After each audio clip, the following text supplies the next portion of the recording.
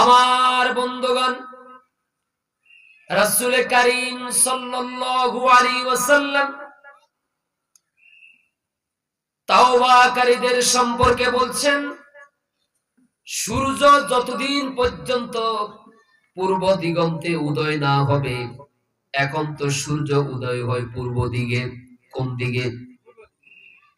যেই দিন সূর্য পশ্চিম দিগন্তে উদয় হবে, যতদিন পর্যন্ত না সূর্য পশ্চিম দিগন্ত থেকে উদিত হবে, ততদিন পর্যন্ত আল্লাহর বান্দারা আল্লাহর কাছে তাওবা করে ফিরে আসার সুযোগ।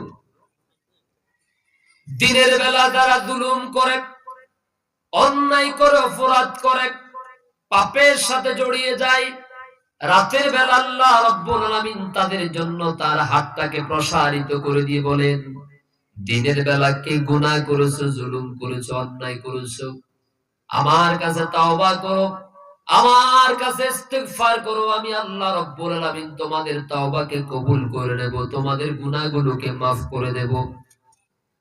আবার রাতের বেলা আল্লাহর কোন বান্দা বান্দি যদি জুলুম করে, গুনাহ করে, পাপের কাজ করে, অন্যায়ের পথে চলে, দিনের বেলা আল্লাহ রাব্বুল আলামিন তার দিকে হাত প্রসারিত করে দিয়ে বলেন, কে আছো আমার কাছে তাওবা করার, আমার কাছে maaf চাওয়ার, আমি আল্লাহ রাব্বুল আলামিন তোমাকে maaf করে দেব। সুবহানাল্লাহ। আমাদের এমন একজন আল্লাহ আছেন না নাই? আপনারা কি খুশি না বেজার? এই পৃথিবীতে এমন কোন ব্যক্তিকে পাবেন না যে ব্যক্তি অপরাধীকে ডেকে ডেকে বলবে, আসো আমি তোমাকে maaf করে দেব। কেউ যদি আপনার ছেলেকে মেরে ফেলে, কেউ যদি আপনার জায়গা জমি আত্মসাৎ করে, আপনার সাথে দুই নাম্বারি করে থাকে, ধোঁকাবাজি প্রতারণা করে থাকে, আপনি সেই লোকটা যতক্ষণ পর্যন্ত আপনার দিকে নিজে নিজে ফিরে না আসবে, মাফ না চাইবে, ততক্ষণ পর্যন্ত আপনি তাকে ইচ্ছা করে ডেকে ডেকে মাফ করে দিবেন না। ঠিক কিনা বলেন? ওই লোকটা যদি আপনার কাছে মাফ চাইতে আসে, নিজের ভুল যদি স্বীকৃতি দেয়, হয়তো আপনি তাকে মাফ করে দিতে পারেন। কিন্তু আল্লাহ রাব্বুল আলামিন এমন এক মহান রব, এমন এক মহান সত্তা, যিনি তার বান্দাদেরকে ইচ্ছা করে ডেকে ডেকে প্রত্যেক দিন এবং রাতে আল্লাহ তাআলা তাদেরকে ডেকে ডেকে বলেন, কে আছো আমার কাছে মাফ চাওয়ার, কে আছো আমার কাছে তাওবা করার, আমি আল্লাহ রাব্বুল আলামিন তোমাদের তাওবাকে, আমি আল্লাহ রাব্বুল আলামিন তোমাদের ইস্তিগফারকে কবুল করে তোমাদেরকে maaf করে দেব। জোরে বল সুবহানাল্লাহ। আর আল্লাহ যদি কাউকে maaf করে দেন, শুধু মাফই করেন না, বরং যে গুনার খাতার মধ্যে তার নাম লেখা আছে, সেই নাম সহকারে আল্লাহ তাআলা একেবারে মুছে ফেলে দেন। থানাতে আসামি ধরলে আসামিদের একটা তালিকা আছে না? আসামির যদি জামিনও হয়ে যায়, কিন্তু খাতা থেকে তার নামটা বাদ যায় না, ওটা ওখানে থাকে। ঠিক কিনা বলেন? ব্ল্যাক লিস্টের মধ্যে নামটা থাকে। ভবিষ্যতে যদি কেউ চুরি ডাকাতি করে, সন্ত্রাসী রাহাদানি করে, পুলিশ তখন সন্দেহমূলক ভাবে আগে তারে যাইয়া ধরে। ঠিক কিনা বলেন? কয় যে আগে তো এই লোকটাই কাজ করত।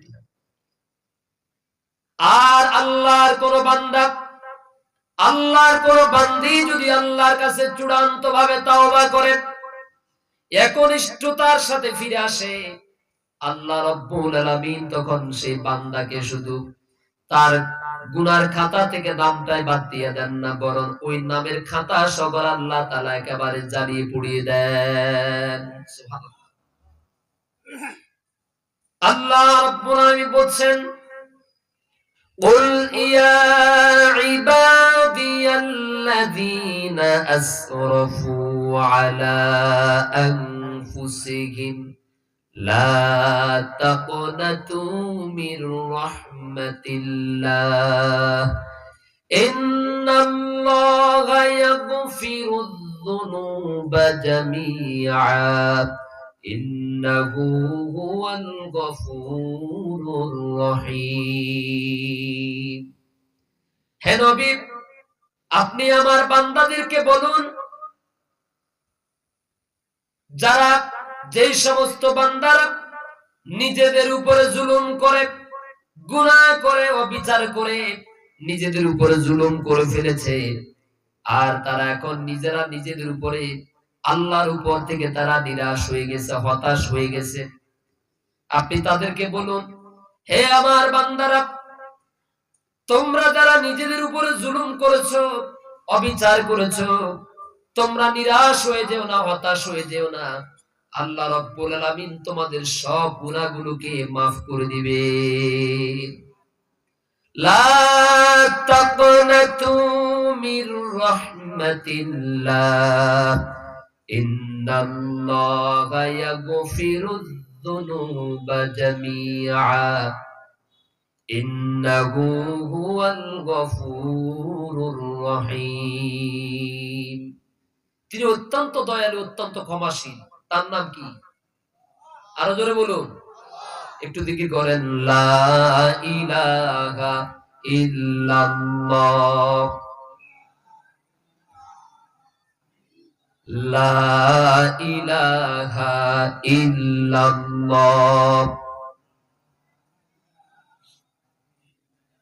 লা ইলাহা ইল্লাল্লাহ মুহাম্মাদুর রাসূলুল্লাহ সাল্লাল্লাহু।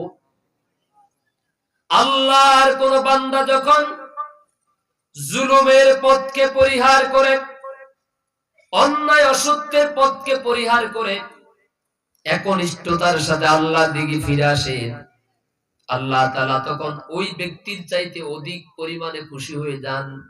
যে ব্যক্তি তার একমাত্র বাহনকে নিয়ে মরুভূমির বিশাল পথ পাড়ি দিল, আর হঠাৎ করে মাঝপথে তার সেই বাহনটা হারিয়ে গেল, লোকটা হতাশ হয়ে গেল, নিরাশ হয়ে গেল, দুশ্চিন্তার মধ্যে পড়ে গেল। কিছুক্ষণ পরে আবার তার উটটা ফিরে এলো, বাহনটা ফিরে এলো। এই ব্যক্তি তার হারানো উট ফিরে পাওয়ার পর যতটুকু না খুশি হয়, আল্লাহর কোন বান্দা যখন অন্যায়ের পথ, গুনাহের পথ, অপরাধের পথকে ছেড়ে দিয়ে আল্লাহর দিকে তাওবা করে ফিরে আসে, আল্লাহ রাব্বুল আলামিন তার থেকে আরো বেশি খুশি হয়ে যান।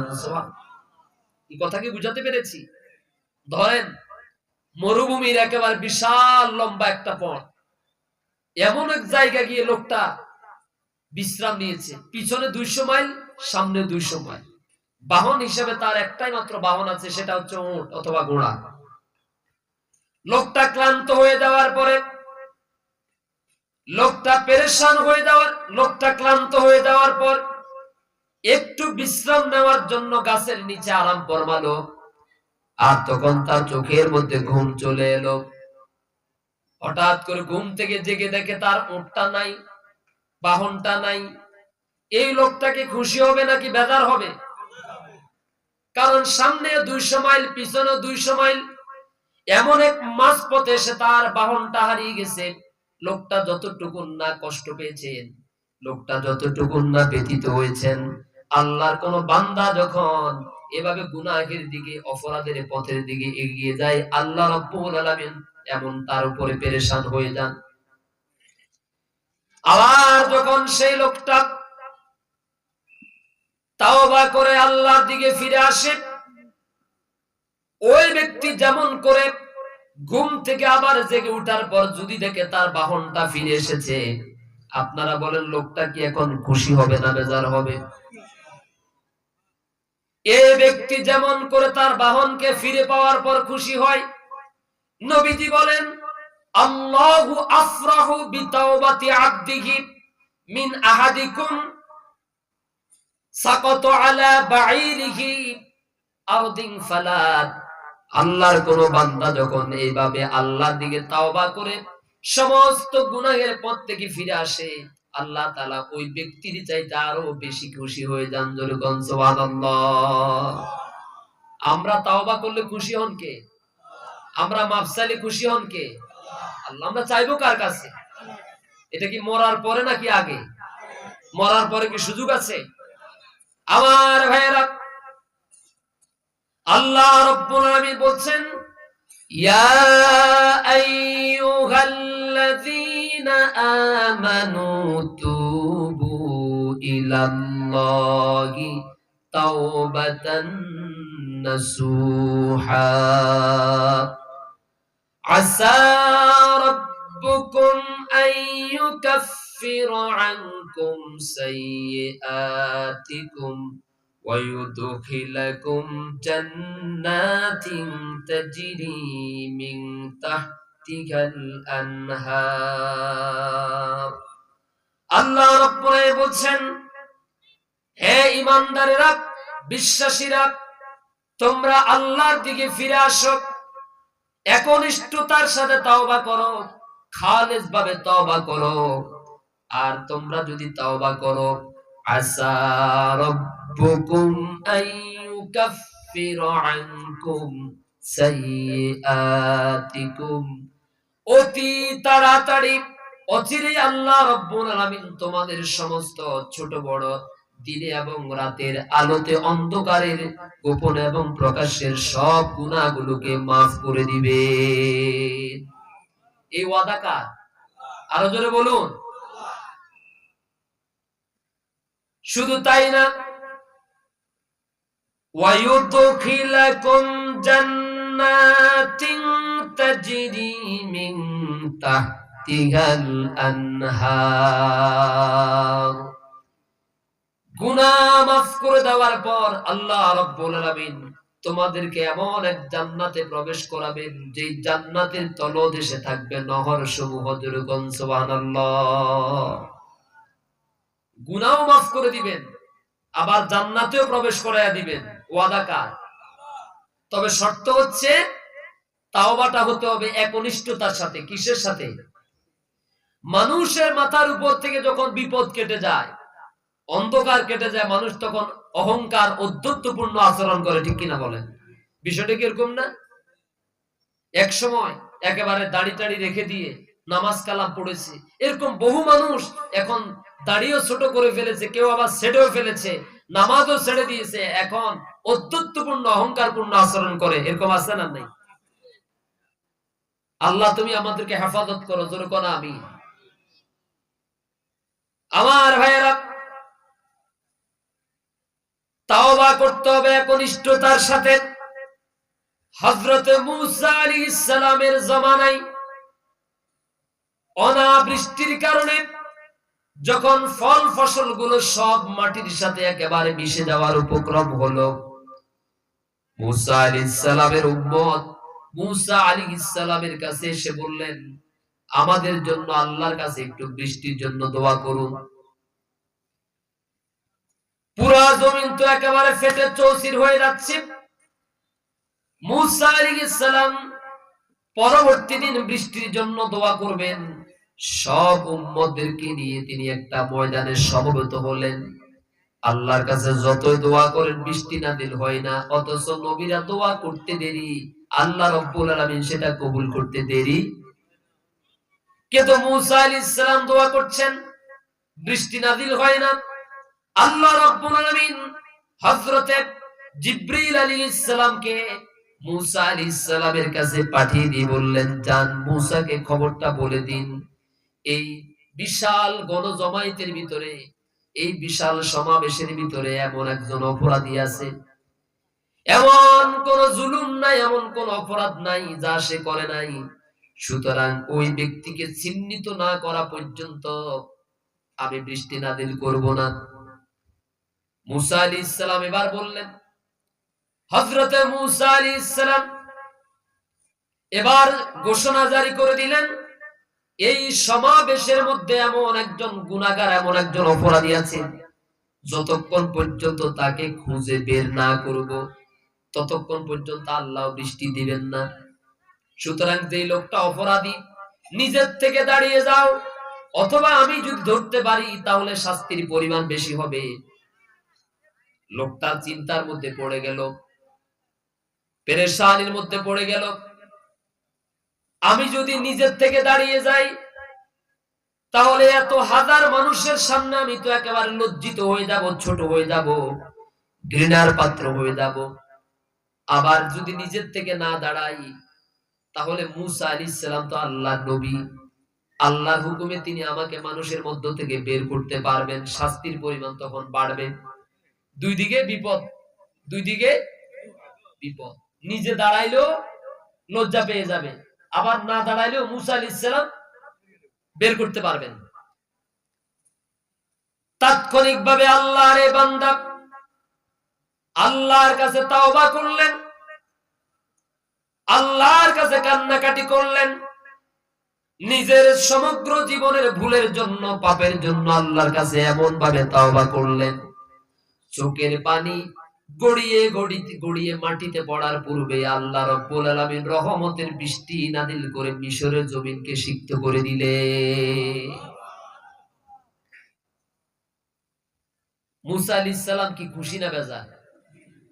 বেজার, রাগ হয়ে গেছে। আল্লাহ, আমি এতক্ষণ পর্যন্ত দোয়া করলাম, আপনি বৃষ্টি দিলেন না, আর এখন আপনি যেটা বলেছেন অপরাধীকে তো আমি এখনো বাইর করি নাই, তো বাইর না করতে আপনি বৃষ্টি দিলেন কেন? আল্লাহ রাব্বুল আলামিন মুসা আলাইহিস সালামকে জানিয়ে দিলেন, মুসা রে, তুমি আমার বান্দাকে, অপরাধীকে খুঁজে বের করার আগেই, ধরার পূর্বে আমার বান্দা তোমার ভয়ে, শাস্তির ভয়ে, আযাবের ভয়ে আমি আল্লাহর কাছে তাৎক্ষণিক এমন একটা তাওবা করেছে, এমন ভাবে নিজের জীবনের জন্য আমার কাছে অনুতপ্ত হয়েছে, একনিষ্ঠতার সাথে খালেস ভাবে তওবা করেছে, তার চোখের পানি মাটিতে গড়িয়ে পড়ার পূর্বে আমি আল্লাহ রাব্বুল আলামিন আসমান থেকে বৃষ্টি নাযিল করে তোমাদের জমিনকে সিক্ত করে দিলাম। আমি তার তাওবাতে এত বেশি খুশি হয়েছি। মুসা আলাইহিস সালাম এবার খুশি বললেন, আল্লাহ, এমন কোন ব্যক্তি, যে ব্যক্তি 70-80 বছর পর্যন্ত গুনাহ করলো, আর এখন মুহূর্তের মধ্যে আপনার কাছে তাওবা করার সাথে সাথে আপনি তার তাওবা কবুল করেছেন, আমি একটু তার দেখতে চাই। আল্লাহ রাব্বুল আলামিন বললেন, মুসা রে, 70-80 বছর পর্যন্ত আমার যে বান্দা গুনাহ করেছে, জুলুম করেছে, পাপ করেছে, অপরাধ করেছে, এরপরও আমি আমার বান্দারে কোনোদিন মানুষের কাছে লজ্জিত করি নাই, লজ্জা দেই নাই, শরম দেই নাই, আমি তার দোষগুলোকে গোপন রেখেছি, আড়াল করে রেখেছি। আজ আমার বান্দা তওবা করে আমার কাছে ফিরে এসেছে, এখন বুঝি আমি আমার বান্দাকে তোমার সামনে পরিচয় করাইয়া দেব? এটা হতে পারে না। 60-70 বছর পর্যন্ত যার দোষ গোপন রেখেছি, যারে আমি আল্লাহ রাব্বুল আলামিন মাফ করে দিয়েছি, যার তাওবা কবুল করেছি, যার গুনাহগুলোকে গোপন রেখেছি, আজকের পরেও আমি আমার সেই বান্দাকে তোমার কাছে গোপন রেখে দিলাম। এখন এই মুহূর্তে আমরা সবাই, আমাদের তাওবাটা যদি একনিষ্ঠ হয়, মজবুত হয়, খালেস হয়, আল্লাহ আমাদেরকে মাফ করে দেওয়ার জন্য প্রস্তুত, ঠিক কিনা বলেন? রমজান আসার আগে আগে পরিপূর্ণভাবে প্রস্তুতি গ্রহণ করি, আল্লাহ যেন তৌফিক দান করেন। আর জোরে বলি আমিন। আমার ভাইয়েরা, এরপরে আল্লাহ রাব্বুল আলামিন বলছেন, ইয়াউমা লা ইউখজিল্লাহুন নাবিয়্যা ওয়াল্লাযীনা আমানু মাআহু, কিয়ামতের দিন আল্লাহ রাব্বুল আলামিন এই সমস্ত তওবাকারীদেরকে অপমানিত করবেন না, লজ্জিত করবেন না, শরম দিবেন না, বরং এই তওবাকারীদের ঠিকানা হবে আল্লাহর জান্নাতের মধ্যে নবী এবং রাসূলদের সাথে। জোরে কোন সুবহানাল্লাহ। নবীরা যেমন অপমানিত হবেন না, লজ্জিত হবেন না, ছোট হবেন না, এরাও কখনো লজ্জিত হবেন না। ওয়াদা কার?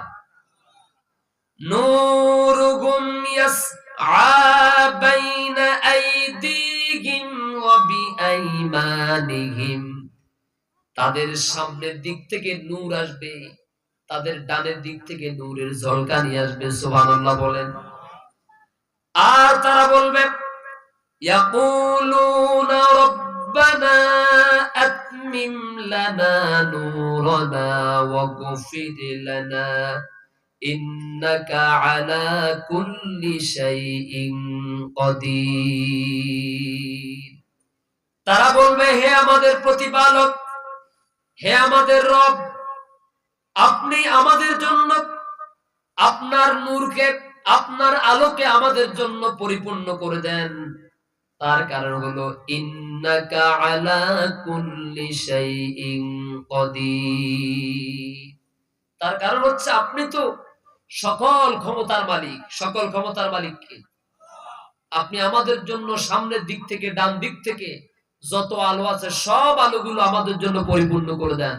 হাসরের ময়দানে তাওবাকারীদের চেহারা থাকবে উজ্জ্বল, একটা স্পেশাল ঝলমল করতে থাকবে তাদের চেহারার মধ্যে এক প্রকার আলো। আর এই নূরের ঝলকানি দেখে হাসরবাসীরা চিনতে পারবে এরা যে দুনিয়ার ওই সমস্ত ব্যক্তি যারা নিজেদের গুনাহের জন্য, ভুলের জন্য আল্লাহর কাছে খাঁটিভাবে তাওবা করেছে। সুবহানাল্লাহ। এখন এই তাওবা কি মরার পরে নাকি আগে? জোরে বলেন। আপনি আপনার বাবার সম্পত্তি থেকে বোনকে বঞ্চিত করেছেন, এরকম লোক নাই? জোরে বলেন। আপনি আপনার সম্পত্তি থেকে আপনার ভাতিজাকে ঠকিয়েছেন, অথবা চাচার হক মেরেছেন, স্ত্রীর অধিকার নষ্ট করেছেন, প্রতিবেশীর প্রতি জুলুম করেছেন, কখনো মিথ্যা সাক্ষী দিয়েছেন, মিথ্যা রায় দিয়েছেন, ওজনে কম দিয়েছেন, খাদ্যে ভেজাল দিয়েছেন, ঘুষ খেয়েছেন, দুর্নীতি করেছেন, যা করেছেন সব কিছুর জন্য আজ একনিষ্ঠতার সাথে আল্লাহর কাছে তাওবা করলে মাফ করে দেওয়ার ওয়াদা করেছেন কে? তাওবাটা যদি বিশুদ্ধ হয় আল্লাহর ওয়াদাও সত্য, ঠিক কিনা বলেন? আল্লাহ যেন আমাদেরকে তৌফিক দান করে, বলি আমিন। একটু জিকির করুন, লা ইলাহা ইল্লাল্লাহ, লা ইলাহা ইল্লাল্লাহ, লা ইলাহা ইল্লাল্লাহ,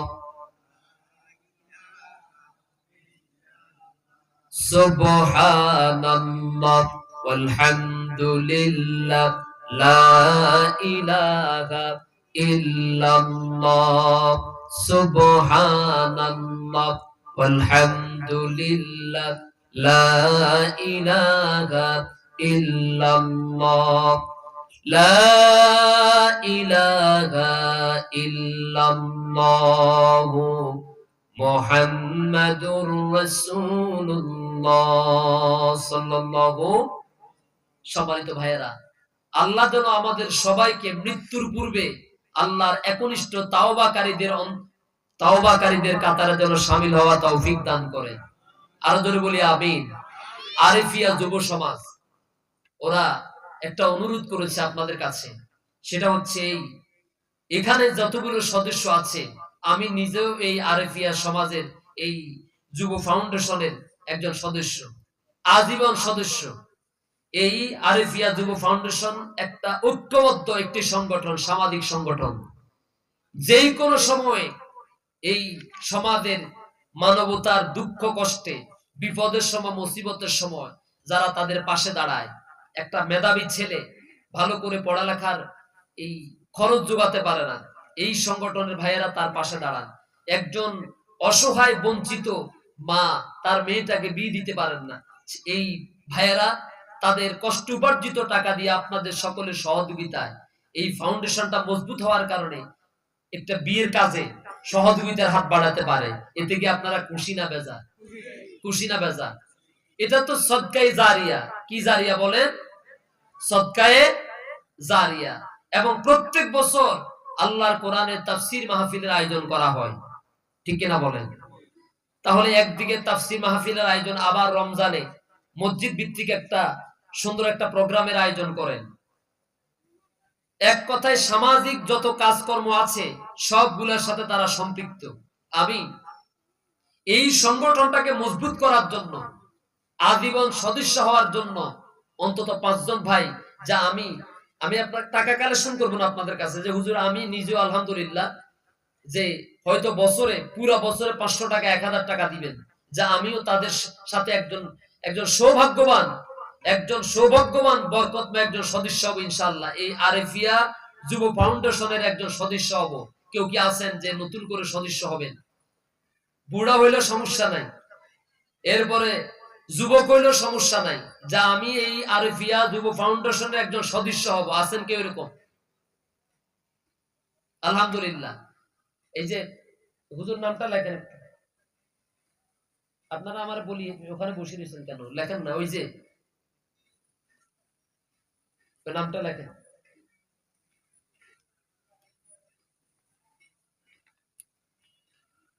কি নাম বলেছেন?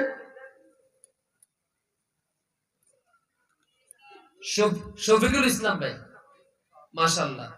জনাব শফিকুল ইসলাম ভাই আলহামদুলিল্লাহ আমাদের এই আরিফিয়া যুব ফাউন্ডেশনের একজন নতুন গর্বিত সদস্য।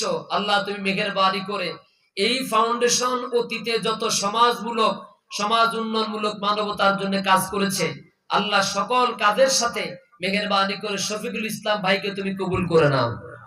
সদকায়ে জারিয়া হিসাবে আল্লাহ তার এই অংশীদারিত্বকে কবুল করো বলি আমিন। আর কেউ আছেন? আমি হব, আছেন কেউ এরকম? কি নাম যে এই মুরব্বীর নাম লেখেন। আলহামদুলিল্লাহ একজন বয়োবৃদ্ধ মুরব্বী মানুষ, তিনিও এই আরিফিয়া যুব ফাউন্ডেশনের নতুন গর্বিত সদস্য হয়েছেন। আলহামদুলিল্লাহ বলেন। আর কেউ আছেন সামনের দিক থেকে? দুলাল ভাই কই আছেন কেউ সামনের দিক থেকে নতুন করে সদস্য হবেন এই ফাউন্ডেশনে? কখনো এই যেমন এই যে বন্যার্তদের মাঝে যে ত্রাণ বিতরণ, একটা মজবুত ইউনিটি থাকার কারণে, একটা শক্ত গ্রুপ থাকার কারণে যে কোনো কাজ সহজে আঞ্জাম দেওয়ার সুযোগ হচ্ছে, ঠিক কিনা বলেন? কিন্তু আমরা বিচ্ছিন্ন বিক্ষিপ্ত ভাবে যদি করি, অতটুকু আমরা অগ্রগতি হতে পারি না। এজন্য এই সংগঠনের সাথে সম্পৃক্ত থেকে যদি কেউ বলেন যে আমি ইনশাআল্লাহ একজন সদস্য, কি নাম আপনার? জনাব ইসমাইল মাস্তুরি সাহেব আলহামদুলিল্লাহ তিনি আজকে নতুন করে সদস্য হলেন। আলহামদুলিল্লাহ, আল্লাহ তুমি কবুল করো। হিলফুল ফুজুল সংগঠনের মতো এই সংগঠনকে কবুল করে নাও, আমিন। আর কেউ আছেন আজীবন সদস্য? আপনি সদস্য হলে আপনাকে বেশি বেশি টাকা দেওয়া লাগবে, বিষয়টা এরকম না। আমি সদস্য হব ইনশাআল্লাহ, যখন কোনো সহযোগিতার প্রয়োজন হয়, শারীরিক মানসিক আর্থিক ভাবে সহযোগী, আমি যতটুকু পারি এই এখানে অংশীদার হব ইনশাআল্লাহ। আছেন কেউ এরকম? আলহামদুলিল্লাহ, আল্লাহ তাআলা যেন সবাইকে কবুল করেন বলি আমিন। একটু দিকে করেন লা ইলাহা ইল্লাল্লাহ।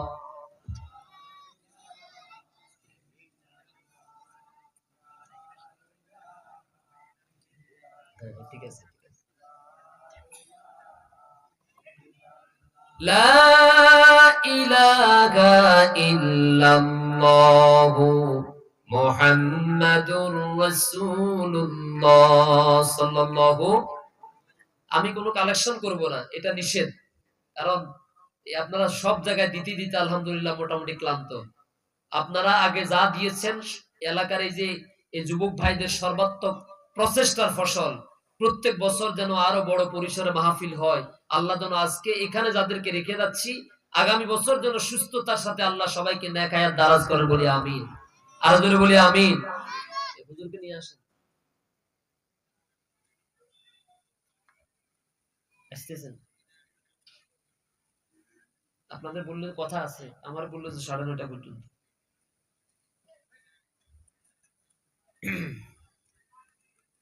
সম্মানিত ভাইয়েরা, সামনে রমজানুল মোবারক মাস। কিসের মাস? রমজান মাস। এই রমজান মাস হচ্ছে আমাদের গুনাহ মাফের মাস, তাওবার মাস, ঠিক কিনা বলেন? আল্লাহ তাআলা এই মাসে কোরআনুল কারীম নাযিল করেছেন বিশ্ব মানবতার হেদায়েতের জন্য, কল্যাণের জন্য, মুক্তির জন্য, ঠিক না? সুতরাং এই বরকতময় মাসকে বেশি বেশি করে আমলের উদ্দেশ্যে কাজে লাগাতে হবে।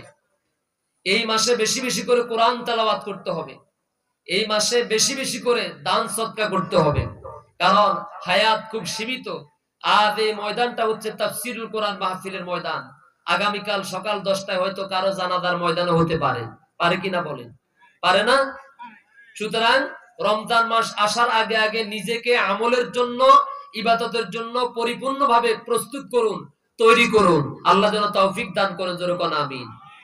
অন্য মাসে একটা, রমজানের বাহিরে অন্য মাসে একটা ফরজ ইবাদত করলে যে সওয়াব, এই রমজান মাসে একটা নফল ইবাদত করলে অন্য মাসের একটা ফরজের সওয়াব আল্লাহ তাআলা আমলনামায় লিখে দিবেন। সুবহানাল্লাহ। এটা কিসের কারণে? জোরে বলুন। কোরআনুল কারীমের কারণে।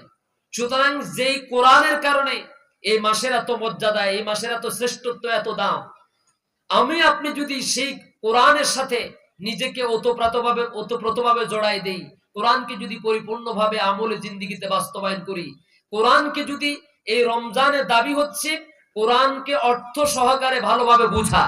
কি সহকারে? এমনি তো তেলাওয়াত করবেন, চেষ্টা করবেন অর্থ সহকারে বুঝা।